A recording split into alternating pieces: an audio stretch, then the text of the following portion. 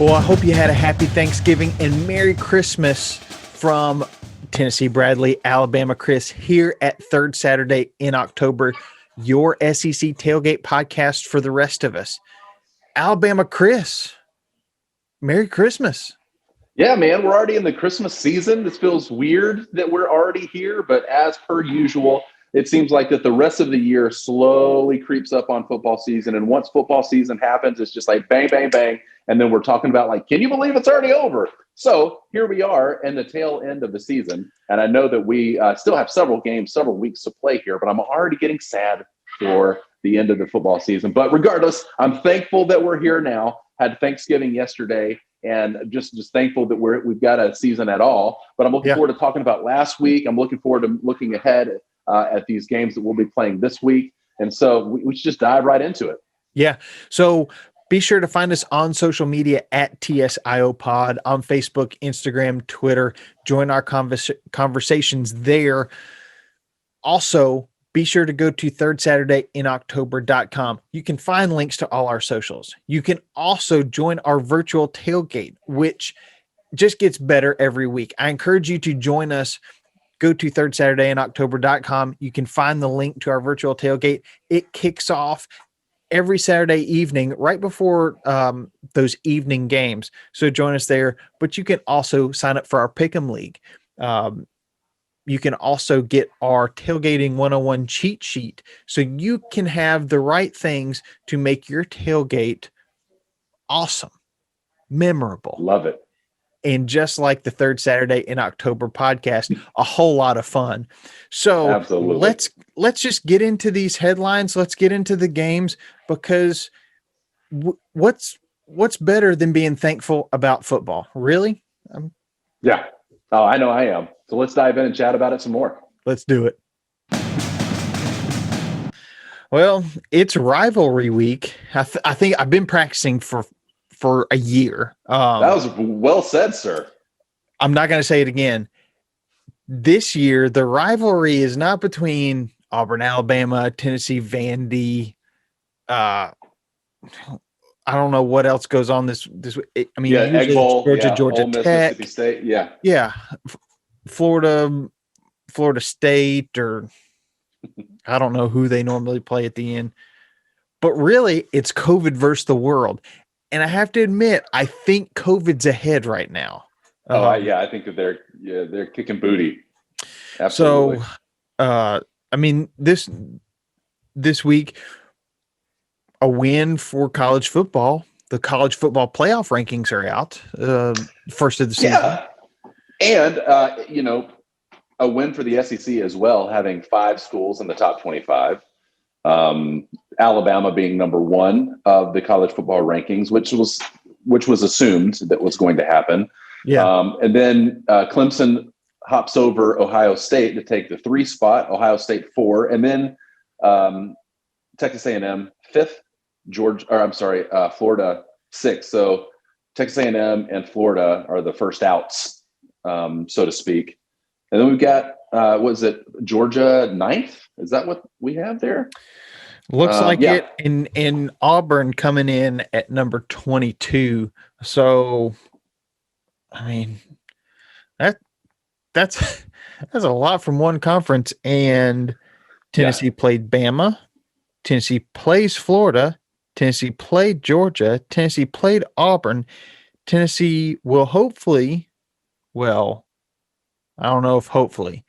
Tennessee is supposed to play Texas A&M. Yeah.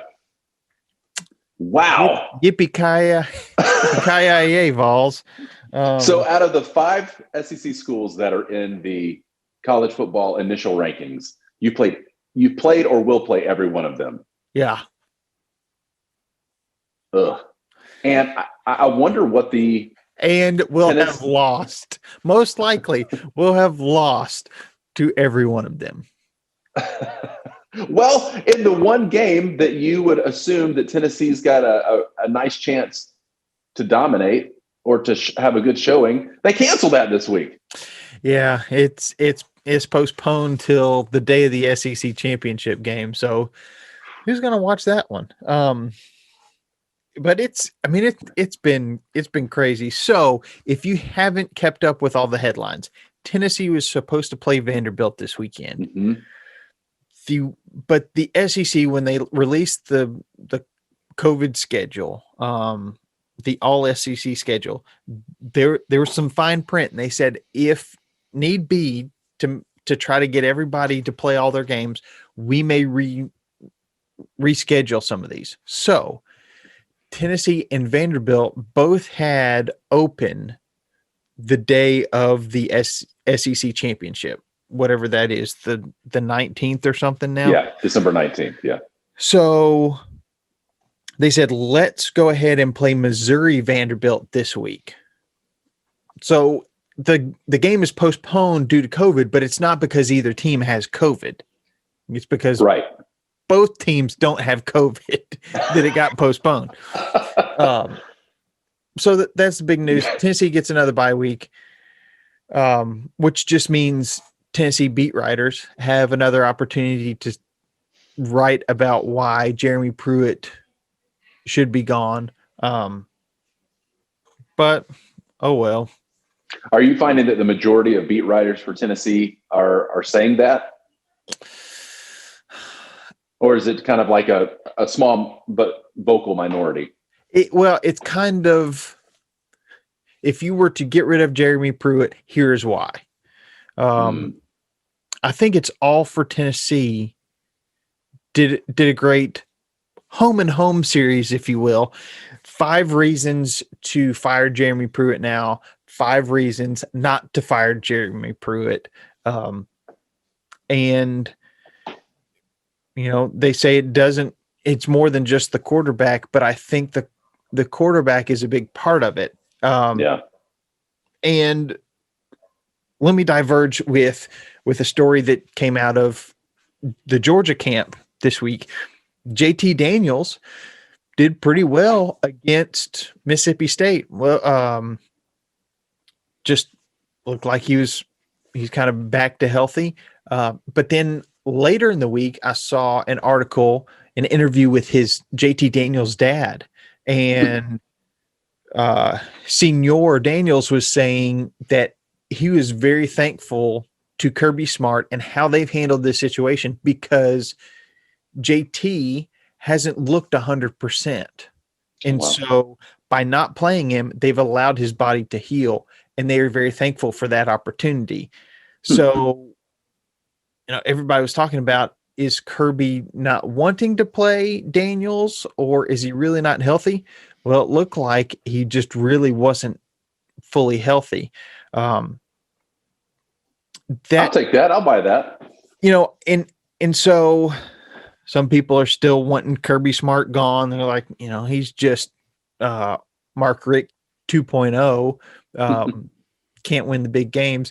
I think that may be something with Jeremy Pruitt. Is Garantano the best available? He might be. At this point, and maybe I think you could make this case for earlier in the season. Look, we're not even going to compete for the East this year. Put in Harrison Bailey and let him play. Let him learn to read defenses and get that experience. I wouldn't argue with that unless he got hurt. Some people say you have to have in-game experience. I'm not sure that you do. I think you can get plenty of experience in practice and come out and have, maybe not a breakout year, but you can come out and have a good year having one solid year of practice under your belt. Yeah. Yeah. They say people like Bill Belichick is a strategic coach. But he's not necessarily playing for this down or this game. He's playing for like a legacy sort of thing. And I wonder if maybe that's been Kirby Smart's idea all along, to do something like that. Because I've been curious all year, why hasn't he done more and been more proactive at that QB position? But maybe that's the thing, that he's got to play for next year as much as he's playing for this year. Yeah. Well, he's running out of quarterbacks. I mean, That's true. one had brain surgery a year ago and has not been the same. One opted to sit out. I think another one just, I can't remember, maybe got hurt. But it's like, okay, you're looking at your fifth or sixth string quarterback. Yeah. Tennessee doesn't even have that. Yeah. You'd be doing a Kentucky and asking a receiver, which they actually have a receiver who was a quarterback in high school and saw a crowded QB room and said, "Can I go play receiver?" Juwan Jennings did it a couple years ago and turned out fantastic for him. So, do I blame Jeremy Pruitt for keeping Garantano in there?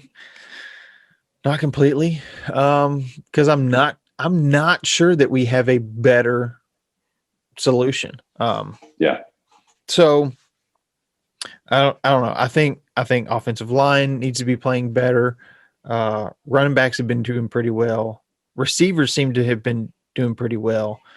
And what's funny is I think the running backs coach and the receivers coach are the only two assistants who took pay cuts. And I think they're actually doing the best job. You take a pay cut, you do better. I don't know. Yeah. But we'll see. Hey, maybe that's a long-term strategy as well. Like, look, I'm a team player, made a pay cut. Look at us. We're still excelling in our area. Or, for the two people who had a pay cut, we're doing as good, if not better, than other departments or coordinators. So, looking forward to future coaching positions or future raises where they're at, then that gives them more of a, something to argue for. Who knows? Yeah. Again, I'm realizing more and more, and maybe this is because my wife and I have been watching The Queen's Gambit on Netflix, is that there's more and more chess playing. That the more, if you look at it, less of what are we doing right now in this play or this game even, but let's look at this for the whole season or even further out. That coaches, the good ones, they play chess and they play to win long term, not just necessarily right now. Everybody wants to win right now, but maybe you have to be work smarter, not harder, so to speak. Yeah, and I guess this is going to kind of become my pitch of why we should keep Pruitt for at least another year. But first, let me say that the two assistants that did not, or that opted for the pay cuts, both were Tennessee players. Jay Graham, a running back, T. Martin, a quarterback, national championship quarterback at Tennessee. So they really embody the Vol for life. Now, interesting. Jeremy Pruitt also delayed his pay raise. He signed an extension, delayed his pay increase because of COVID. Look, that's telling me, hey, I'm not worried about the money. I'm worried about doing a good job. All the players seem to be 100% behind him. Butch Jones had players transferring out and kind of stirring some stuff up in the middle of the season. I don't see that with Pruitt. All the players seem to really believe in the coaches. But also, I have to ask the fans. The fans said that when they fired Butch Jones, this program was at its lowest point ever. How long does it take to rebuild that? Yeah. If you think you can do that in 3 years against a Nick Saban who might be the best college football coach college football has ever seen. Yeah. It's so hard to build programs. I don't know. And I think they'd say, well, look at Lane Kiffin. I say, fine. Look at Mike Leach. Right. Exactly. Yeah. Yeah. So, I think that you're right. When you have like a generational coach like Nick Saban, which is someone who you play every year, that's going to be tough. Yeah. And again, this is coming from an objective view, not an Alabama fan view. Because, in the 2000s, when I was, college age, that in my 20s kind of thing, looking at how bad Alabama had it for several years, it was really tough to look around and to see that we were being outcoached, we're getting outplayed, and all that kind of stuff. And so, just looking at it from an objective point of view, man, I would have never thought in my wildest dreams that we would have Alabama as a fan base had someone that we could compare to Bear Bryant. But at this point, as far as national championships go, Saban is tied at this point with Bear Bryant and one away from exceeding what Bear Bryant did in a longer time frame, actually. Yeah.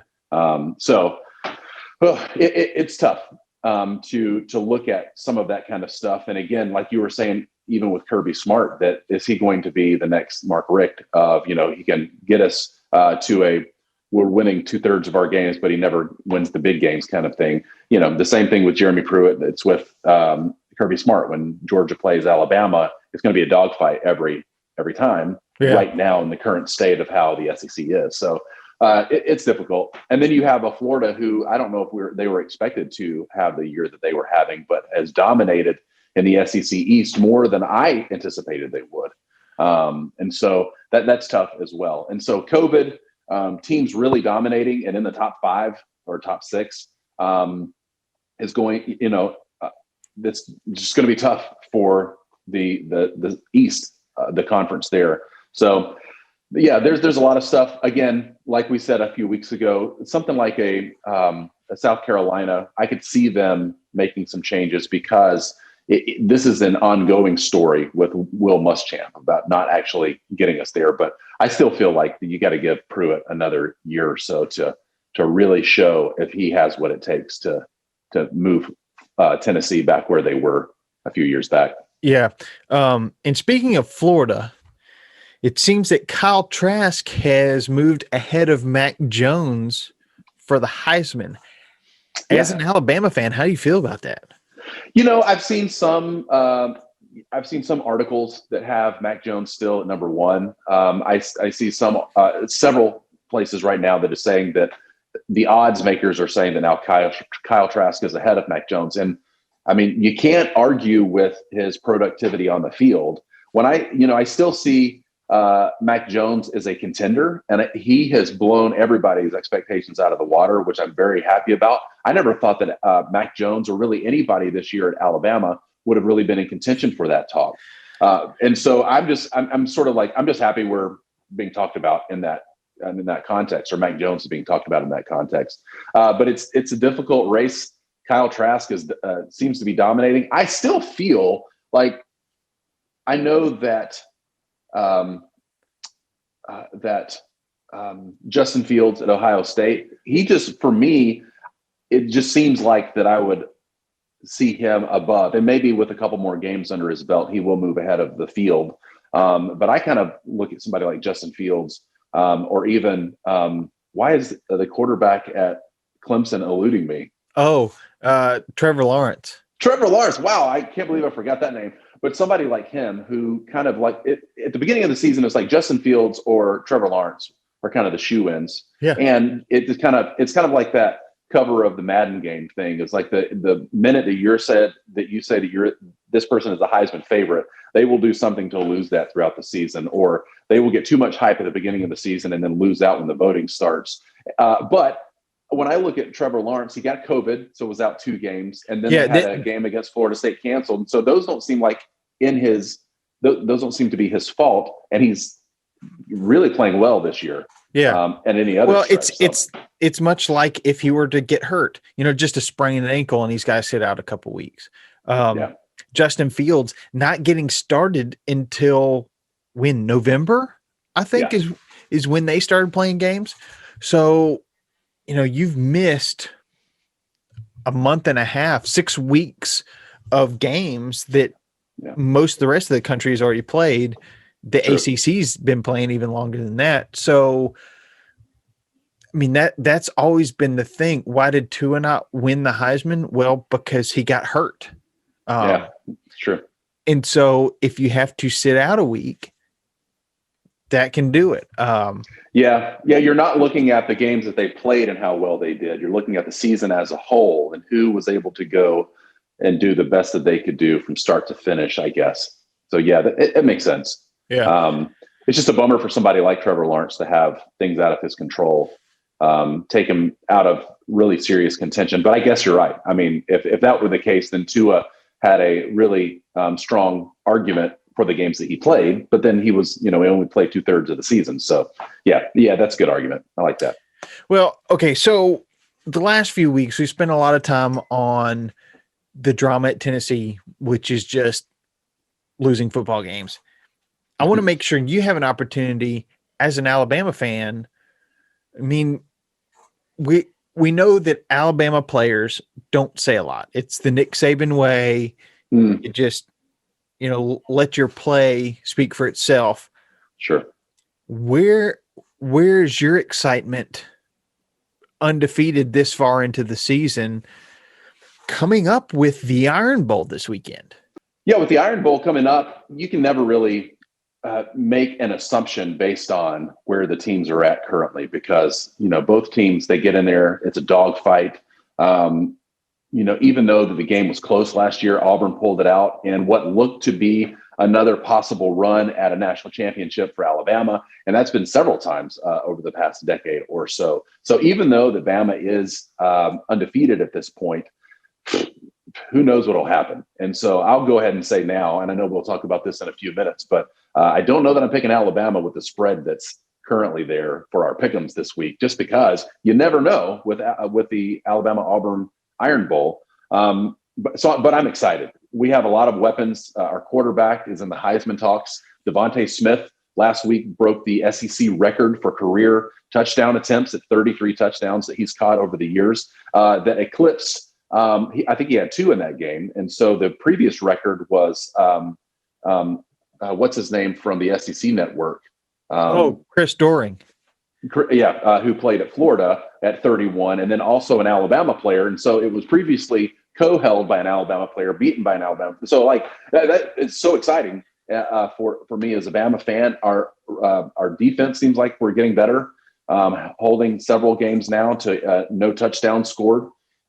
So I'm pumped for where we're at in the season, but kind of like we talked about last week, sometimes Auburn finds this mid to late season identity and they run the table and they look good. And it seems like that Auburn is poised to, if anything's going to upset Alabama en route to at least a convincing SEC championship win going on into the college football playoffs, it's going to be Auburn.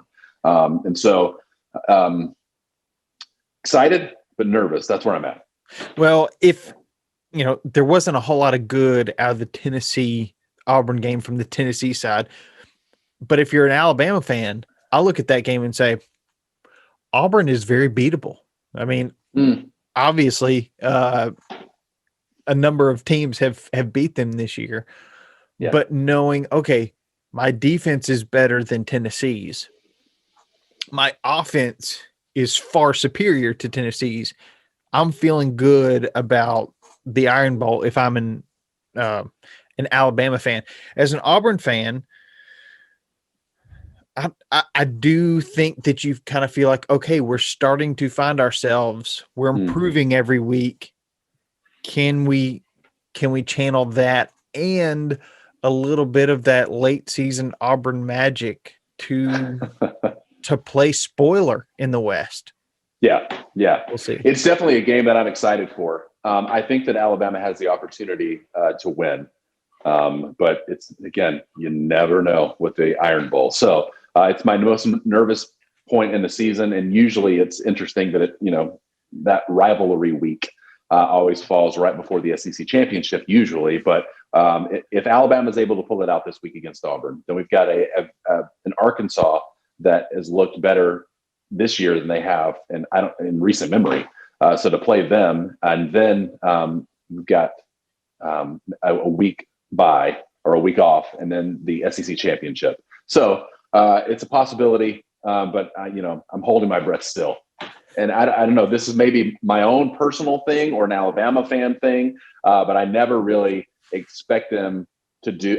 It's like hope for the best, expect the worst kind of mentality, I guess, with almost every game that we play. So with that said, I'm excited about the Iron Bowl. Well, just to keep things moving, let's go ahead and look at this week's games. Let's make some picks because I mean things are changing by the minute. Tennessee Vandy got moved. Missouri is now playing Vandy. Let's talk about that first because our Pick'em League through CBS Sports, it hasn't updated. One place was saying 14.5, the other was saying 15.5.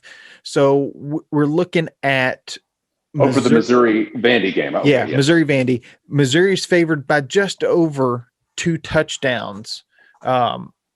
Chris, I won't hold you to this, but just talk about what your thoughts are Missouri Vandy. This week. I think that Missouri could actually I think that they could actually cover that. I think that Missouri, although not having the season that they wanted, they're still playing a winless Vandy that I don't know has a lot of desire left in the tank, a lot of energy left in the tank. So with that, I think that Missouri can take this. But, I'll be honest. Last week, Vandy did better than I thought that they were going to do. So maybe they are playing to they're trying to get one W in that win column before the end of the season. So, but I'm going to say Missouri. How about you? I'd go with Missouri as well, just because short preparation time. Exactly. It's going to be harder to outcoach just because you hadn't had as much time to scheme. And I think just the better talent at Missouri wins that.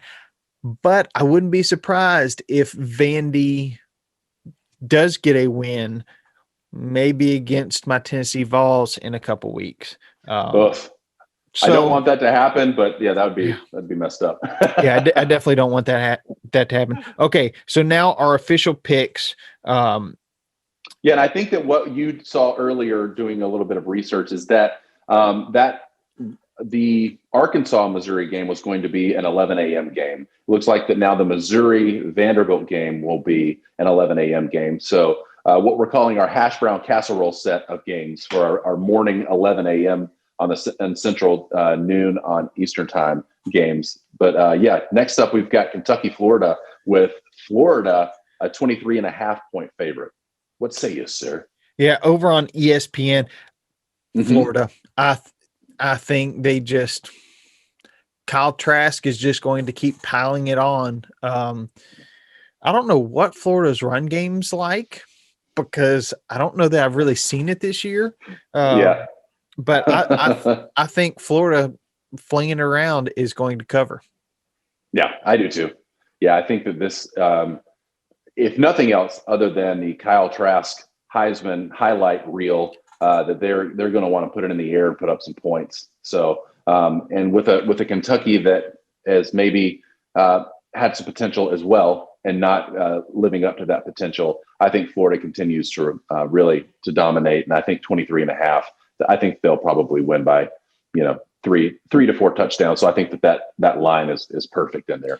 Yeah. And I mean, Kentucky's offense, not a high octane offense. So that works against them. We're going to come back to the Iron Bowl here in just a minute. 3 o'clock Central on the SEC network. It's the Egg Bowl. So we've got Ole Miss, Mississippi State. Chris, we were really excited about this one when Lane Kiffin and Mike Leach were announced as the head coaches in the state of Mississippi. Right now, Ole Miss, 9.5 point favorite. Where are you leaning on this one, Chris? Yeah, I would have thought after week 1 of the SEC season that this would have been a 300-point game. But Mississippi State has found some magic and then it completely lost it. It's been looking for it ever since, seemingly. Yeah, they've gone the way of Ron Weasley. They broke their wand and no spell is working at all since week one. I love that you threw in a Harry Potter reference. I love that. They may not be the high-powered offense that they could be or maybe will be, but Mike Leach on one sideline and Lane Kiffin on another. It's going to be an entertaining game, to say the least. But I think that Ole Miss probably takes the 9.5 points that they say that Ole Miss will take. I'm picking the Rebels. Oh, yeah. I think they win by a lot more than that, just knowing how easily they score on any defense. Then at 6:30, kicking off, we're getting into our I guess this is our tailgate game of the week. Georgia takes on South Carolina. Georgia, where'd it go? Georgia, a 21.5 point favorite. Alabama, Chris, how do you feel about Georgia going up against the Fighting Chickens of South Carolina? Well, Tennessee Bradley, I'm picking Georgia in this one to win by 21.5, especially seeing what JT was able to do last week. I think that they have some momentum, and I don't think that South Carolina has that momentum. And so just from a look test, I'm taking Georgia Bulldogs. What about you, sir? That's true. I must have been drinking when I made these picks because I thought, you know what? South Carolina's going to keep it close. And I think that was more about what Georgia just hasn't been clicking on all cylinders yet. JT Daniels may change that now that he's got a week under his belt playing game reps. But I'm going to stick with my South Carolina pick. All right. I think they keep it relatively close just because Georgia hadn't really blown anybody out this year. So sure. Yeah. At least not lately. So that leaves us with CBS finally getting a game of the week from the SEC at 2:30 on CBS. The Auburn War Eagles take on the Alabama Boogie Boarding Elephants. Chris, how you feeling about those pachyderms floating around in the Gulf of Mexico? Breaking news for us, not by the time that you hear this, but breaking news for us is that now Saban has contracted COVID or tested positive for COVID and is showing at this point, at the time that we're recording, mild symptoms, but is showing symptoms. So it looks like that they will not be testing again for a false positive. They're assuming this is a real positive. So that means that he must quarantine for at least 10 days, test negative before he can show up on the field again, which means he will not be on the sideline for the Iron Bowl. So it's possible that he's back for Arkansas if those mild symptoms continue and he improves and then tests negative. But at this point, it looks like that he is currently missing the Iron Bowl, which Steve Sarkisian, who would have been on the sideline for Alabama when I believe Alabama and Georgia played over like a month and a half ago when he initially tested positive back then and then came back with some negative tests and were allowed to play. So it looks like the COVID has hit Alabama again with Saban again, and so we'll see what we can do from here. But right now, I don't know how this will come into play as far as gameplay. Him not being on the sideline does not necessarily mean that we as a team, as a fan base, aren't already ready to play Auburn in the Iron Bowl. But regardless, best wishes go out to Saban and his family and his quarantining, and we hope that he gets better ASAP.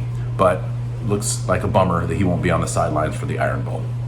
Well, I think that there will, unfortunately, I'm looking outside at some dreary skies, and I think that those dreary skies are going to create some tide in the Gulf. So I think that they'll be boogie boarding and rolling, but I don't think that they're going to cover.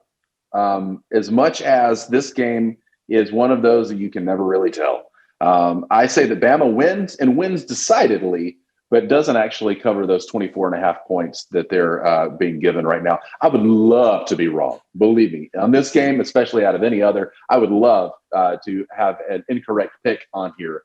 But Auburn, again, like we said, that late season magic that they find always decides to make this game more nail-biting than it should be. So I say Bama wins, but doesn't cover. What about you? Well, I think you're right. I think Alabama wins by 24. missing the spread by a half a point. And it's really just because it's a rivalry game. But I still think that Alabama, like you said, wins handily, just doesn't quite cover the spread. So speaking of spread, yesterday was Thanksgiving. We're looking towards Christmas. But that doesn't mean we've gotten over the age-old argument that we're going to take up in our TSIO top of the tailgate tournament of treats. In the spirit of Thanksgiving, we've got turkey. You're getting two choices. Light meat, dark Light meat, dark meat. light Ooh. white, dark. That's I already those are know your where I'm options. going. So go over to Twitter. Find us on Twitter at TSIOPod. Vote for your favorite. Are you a Ooh, dark yes. meat person? Are you a white meat person? I like You know, it. I like it. when you go through the buffet line at Thanksgiving, when you go by your parents' house and pick up just a to-go, the styrofoam container, curbside call ahead pickup. When you're Curbside parent pickup, yeah. when you're making your Friday or Saturday turkey sandwich, what's your pick? Let us know over on Twitter. Whoa, you just blew my mind thinking about that. Okay, because my initial thought was this is a no-brainer. I'm a dark meat kind of guy. I love it the most when I'm eating it on my plate as just turkey. But in the next couple of days, when I make my post-Thanksgiving pile everything on a sandwich, I actually prefer the lighter meat. So Well, you have now no I've got a choice at that conundrum. point because you've eaten all the dark meat. If you're Maybe that's true. Maybe You know, that's true. Yeah. if somebody likes the white meat on Thanksgiving Day, then they have to make their sandwiches with dark meat. Now, do you eat on Thanksgiving Day in preparation for the sandwich that you're going to eat later? I mean, oh wow. Personally, and I don't do this with Thanksgiving turkey necessarily, but when I would eat Lucky Charms growing up, I would eat the cereal first and I'd save the marshmallows for the end because then I just get a big old spoonful of milk and marshmallows. Totally. So I was there as well. I understand that some people eat the stuff they don't like first, so that the last taste they have in their mouth is the good stuff. That's totally where I am. If I get a plate of anything, not even just on Thanksgiving, I kind of sample, see what I like the most, and then I eat in order of least favorite things on the plate. Not necessarily bad things on the plate, but least flavorful thing so I can have that last bite. You're exactly right, man. We're simpatico today. I like that. And going back to last week's voting, hash brown casserole won. So apparently everybody who is voting is used to those 11 a.m. Central kickoffs because it's a brunch kind of thing. You know what? I really had to think about that though, because I think all four of those options, fries, mashed potatoes, baked potato, and hash brown casserole, in different areas of eating, I would have chosen a different winner for myself. But I actually chose hash brown casserole as well, because when I think about tailgating, which is what we're talking about, I feel like that the fries, they could sit over there and go cold. Yep. I think of the mashed potatoes, although probably my second favorite when it comes to being a tailgate. That's even hard to think there too, because if you got a baked potato bar at the tailgate, that's a whole other thing. But as far as tailgating it goes, hash brown casserole, when we put it in that context, it's a clear winner for me. Yeah, I can't wait for a vaccine. Hopefully that allows us to be around each other some more. Yeah. We may just have to tailgate early in 2021. I mean, I'm thinking like January, February. Maybe we have to tailgate for the national championship game, for the playoffs, for something. Yeah. If we have the vaccine by then, just to make some of this stuff, just to make some hash brown casserole, hang out and watch some football. Yeah, I think that with 2020 being the year that it was and people missing out on that experience of tailgating. I wouldn't be surprised if we have spring games that people are tailgating for the spring games. Right? Yeah. Let's do that. Hey, oh, you know what? We actually missed out on LSU Texas A&M as far as doing that pick. How did we miss that? I think we just skipped over it. This has been a confusing week with some games being canceled, some games being put on the schedule. So it looks like that at 6 o'clock, it was the start of our 6 o'clock or evening games over on ESPN. LSU is taking on number 5, Texas A&M, and Texas A&M is they've got 14.5. Yeah, my scroll finger must have just been a little anxious. I'm going with A&M. LSU is just, I mean, the joke was already made. I'm sorry to bring it up. LSU, LS, who are they dressing out? Because I don't think it's scholarship players. But I'm going with A&M to cover by a wide margin in this game. Yeah, me too. I think that with Texas A&M and Florida being first out in those initial college football rankings, that they have to prove themselves every week to have an opportunity to play in there. So I think that with that opportunity there, I think that A&M wins, and they win decidedly. Yeah. So we've made our picks. We've talked about food. Chris, you split the uprights from about 60 yards last week with this. What time is it? It's time to pregame. Tailgate, man cave, living room, pregame, burgers, ribs, chicken wings, chip and dip, pregame, scotch and a lot of IPA, Coca-Cola, pregame, slaying darts, EA, cornhole, pregame. How you gonna watch? Oh, I love it. I love it. I love it. It's a big week for Alabama fans. We've got Alabama taking on Auburn. As I said earlier, the Boogie Borden Pachyderms against the War Eagles. I want a T-shirt with Boogie Boarding Pachyderm so bad now. I need that in my life. I may have to start working on that this weekend. I'll see what I can do. Chris, how are you watching the Iron Bowl? Because I know you were excited about how you were going to be watching it. Yeah. Thanks to this stupid virus, all those plans have changed. So what are you doing this weekend? It's going to be a lot different, like you're saying. I was going to be spending Thanksgiving in Alabama this year, which would have been the first time in a long time, which would have allowed me to be with my family that are big Alabama fans with me, especially my brother, my mom, my dad. And we're going to all watch the game together, which would have been the first time we watched the Iron Bowl together.